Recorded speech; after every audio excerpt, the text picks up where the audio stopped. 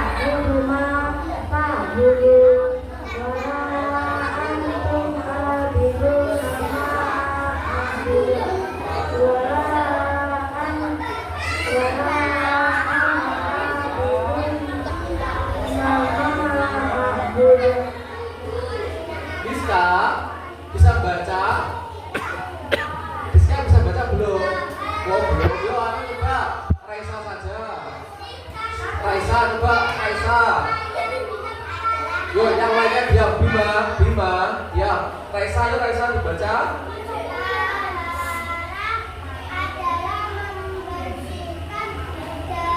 Membersihkan diri.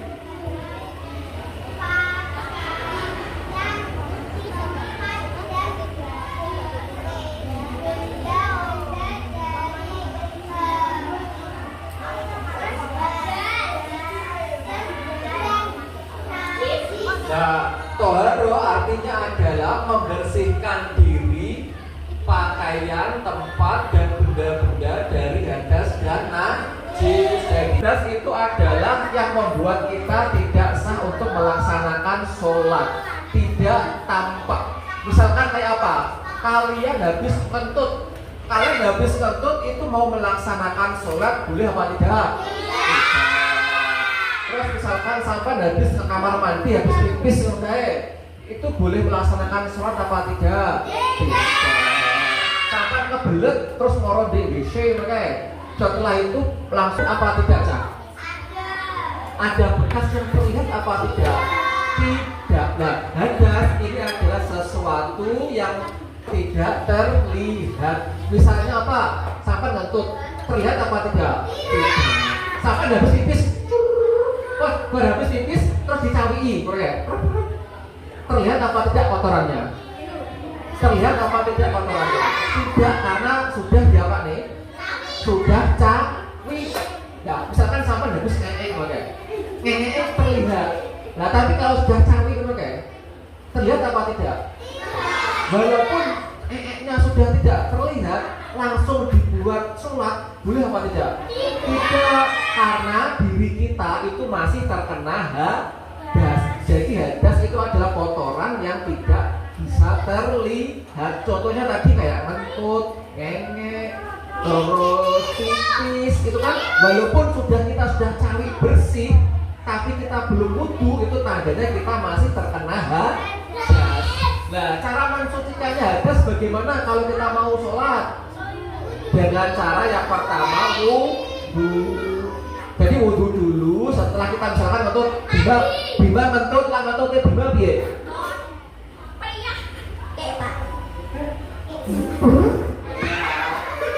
Misalkan bima ngentut koyo ngono kuwi. Ketok berapa kotorane?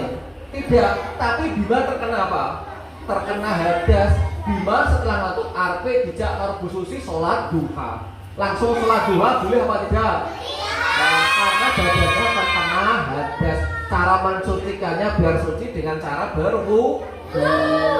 Paham cah hadas? Nah, lanjut yang kedua, toharoh dari najis, bersuci dari najis. Nah, kalau hadas tadi tidak terlihat, kalau najis itu terlihat. Misalnya sampai ledang tengok-tengok di kursi, tiba-tiba di atas plafon ini enek cecek lewat terus cecek lewat kebelepuk. Nah, nyibloki baju sampean. Nah, ini kotorannya terlihat apa tidak? Terlihat. Nah, cara mencucikannya bagaimana? Ini menghilangkan najis dari badan, pakaian, dan tempat. Nah, kalau telek ini cecek itu jatuh di pundak, dibuat sholat boleh apa tidak? Kita buat wudu, masih terkena najis apa tidak? Masih terkena najis apa tidak? Masih apa tidak juga? Masih. Kenapa kok masih? Ya wong telai jelek ini, jelek ini. Kalau mentuk nyenyek tadi kan tidak terlihat, itu kan namanya hadas. Nah, kalau najis itu yang terlihat, kotorannya terlihat. Kalau kotorannya terlihat, kotorannya itu harus kita bersihkan terlebih dahulu. Oke, Dinda bisa kelihatan apa tidak yang ini? Bisa, Zara bisa. Yang ini kelihatan apa tidak? Kayak tak tahu juga nih. Ini ya. Wes, jadi hadas ini adalah kotoran yang tidak terlihat, misalkan kentut, ngengek, terus apa tadi pipis, walaupun sudah kita cawiki bersih, tapi kita masih terkena hadas. Tapi kalau najis itu adalah kotoran yang terlihat. Misalkan sampai ngengek, terus misalkan sampai kena Nek cipratannya kena sikilmu. Ya bela. Itu terlihat apa tidak? Terlihat cara mensucikannya bagaimana? Dengan mandi atau dibersihkan kotoran yang terkena kaki, dibersihkan dulu, dibasuh dulu, baru sah untuk kita melaksanakan sholat. Bisa dimengerti anak-anak? Tidak, bukan tidak bisa mengerti ya? Ya boleh. Ini saya. Jadi toharoh ada berapa macam tadi? Ada dua. Yang pertama toharoh dari hadas, yang kedua toharoh dari najis. Oke, lanjut Cah. Nah ini. Nah kita kalau dengarkan, tak tutupi. Kita toharoh itu kan membersihkan diri. Membersihkan diri menggunakan apa biasanya? Menggunakan air. Nah, air dalam Islam itu ada beberapa macam. Ada 3 macam. Yang pertama, air suci yang bisa mensucikan. Air suci yang bisa mensucikan. Jadi airnya itu suci. Kalau kita buat bisa menghilangkan hadas dan bisa menghilangkan najis. Contohnya yaitu dibaca sama-sama.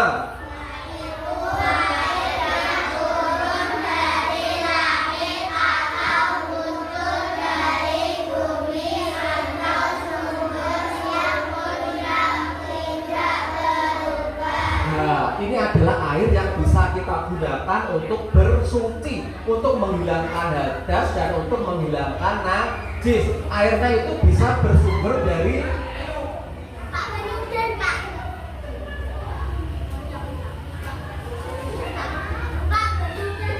yang bersumber dari air itu bisa kita gunakan untuk bersuci.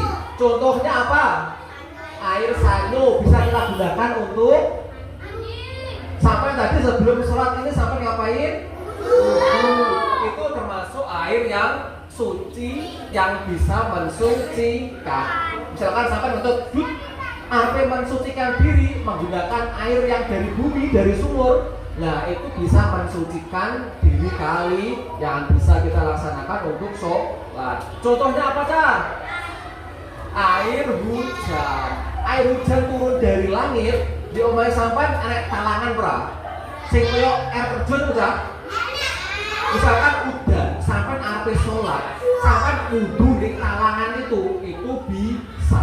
Tidak harus di nekak nekra terus kudu nekra.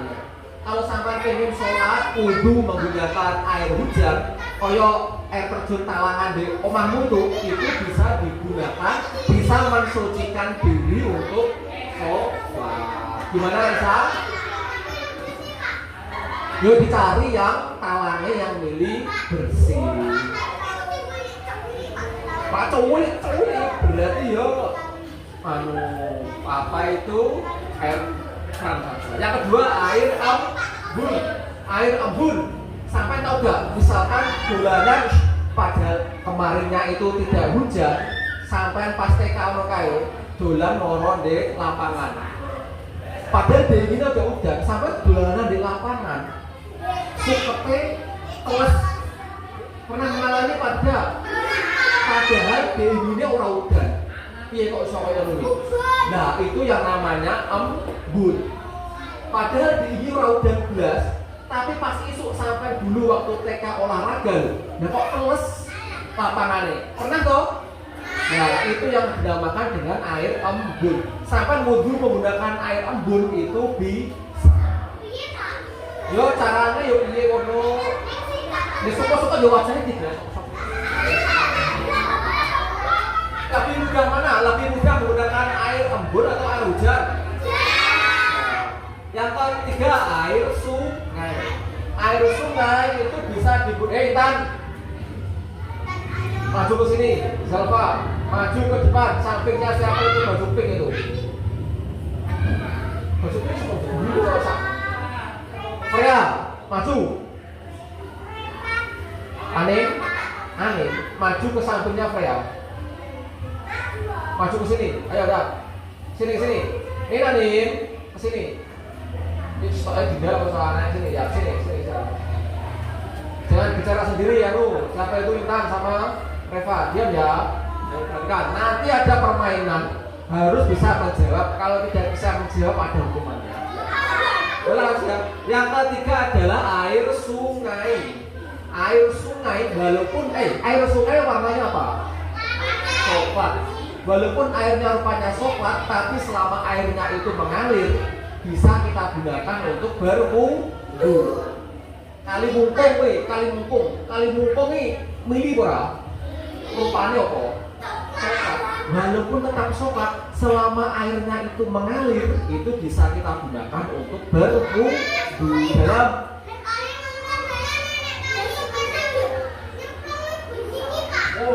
Mengalir apa enggak kali ini? Nah, kalau mengalir itu bisa digunakan untuk berwudu. Selanjutnya adalah air salju. Apa saya roh air salju?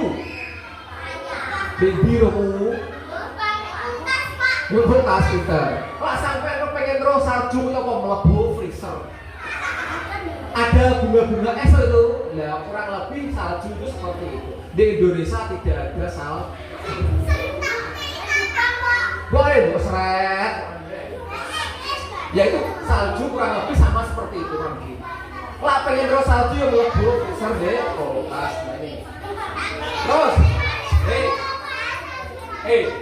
air yang kedua, air suci yang tidak mensucikan.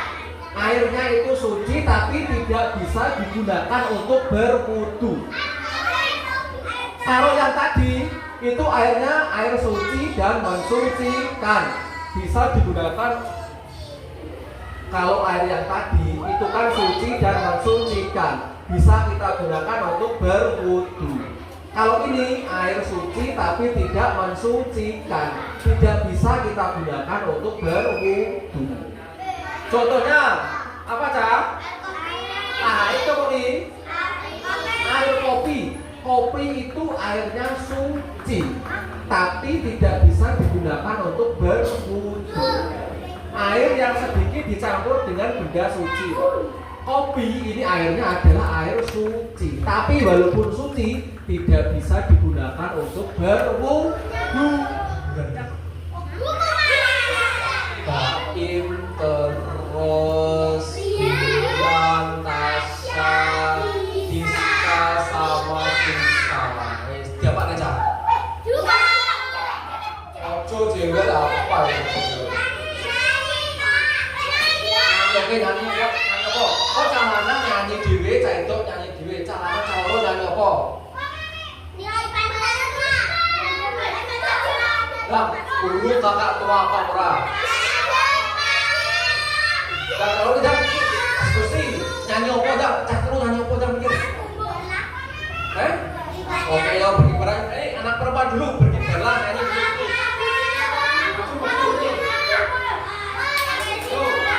Ya kalian nyanyi.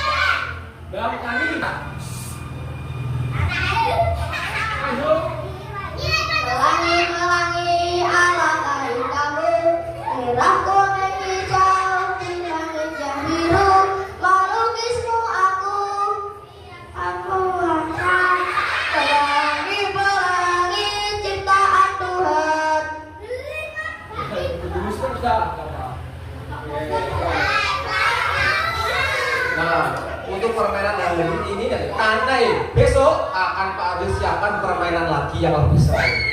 Siap? Ya, maka dari besok jangan sampai tidak masuk. Kudu masuk untuk mendengarkan apa yang Pak Robi sampaikan dalam acara Pondok Roma. Karena besok akan ada permainan yang lebih seru lagi. Bagaimana? Apakah kalian siap? Ya, oke. Sekarang sudah kumpul dalam. Ya, besok sama seperti ini. Kemana itu? Sini kita berdoa terlebih dahulu. Semoga apa yang kita dapat dari ini menjadi ilmu yang bermanfaat, menjadi ilmu yang berkah.